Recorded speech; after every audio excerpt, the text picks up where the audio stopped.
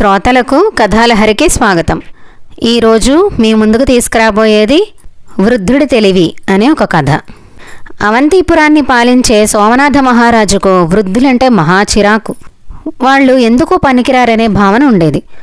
ఒకనాడు రాజుకు ఒక విచిత్రమైన ఆలోచన వచ్చి భటులను అందరినీ పిలిచి, నా రాజ్యంలో 60 సంవత్సరాలు దాటిన వారెవ్వరూ జీవించి ఉండడానికి వీల్లేదు, వెంటనే చాటింపు వేయించండి అని చెప్పాడు.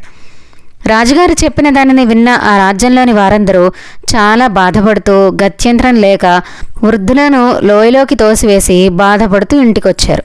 అదే రాజ్యంలో రామయ్య అనే వృద్ధుడు ఉండేవాడు. వారికి తన మనవడు మదనుడు అంటే చాలా ప్రేమ. తనకు కూడా 60 సంవత్సరాలు నిండడంతో తాతను తీసుకువెళ్లి లోయలో వేసి రమ్మన్నారు తల్లిదండ్రులు. తాత ఎటు నడవలేని పరిస్థితి కలిగిన వాడు. తాతను అలాగే భుజాన వేసుకుని లోయ దగ్గరకు నడవసాగాడు. రామయ్య ఎంతో బాధపడుతూ వెళ్లేదారిలో చిన్న చిన్న కర్ర ముక్కలను వేశాడు.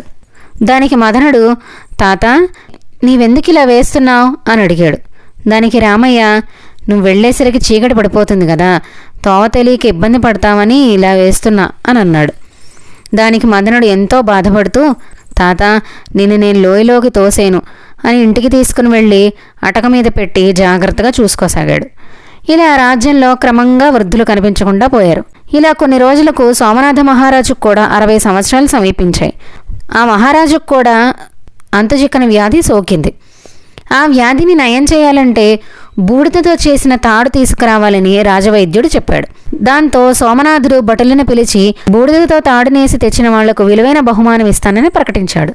అప్పుడు మదనుడు, తాత బూడిదతో తాడు వేయడం ఎలా అని ప్రశ్నించాడు. ఒక పళ్ళెంలో తాడు వేసి దాన్ని అంటించు, బూడిద కాగానే ఇంకో పళ్ళెం మూసి ఉంచి తీసుకెళ్ళు అని చెప్పాడు ఆ తాత. మదనుడు అలాగే చేశాడు. ఇది చూసి సోమనాథుడు, ఇది నీ ఆలోచన కాదు, నీకెలా వచ్చింది అన్న అనుమానంతో భటులను తన ఇల్లంతా వెతికించమని ఆదేశించాడు. భటులు అతని ఇల్లంతా వెతకగా అటక మీద రామయ్య కనిపించాడు. వెంటనే అతనిని తీసుకువచ్చి రాజుగారి ముందు ప్రవేశపెట్టారు. అప్పుడు మదనుడు, రాజా, వృద్ధులంటే వృధా కాదు, వాళ్ళ ఆలోచనలు చాలా విలువైనవని చెప్పడంతో రాజుగారు చాలా పశ్చాత్తాపడి రాజ్యంలోని వారందరినీ పిలిపించి తాను చేసిన తప్పుకు క్షమాపణలు తెలుపుకున్నాడు. ఇక మీదట రాజ్యంలో ముసలివాళ్లు ఉండొచ్చని తెలిపారు. ఈ రోజుకి ఈ కథతో ముగిద్దామండి. తిరిగి ఇంకొక కథతో కలుద్దాం.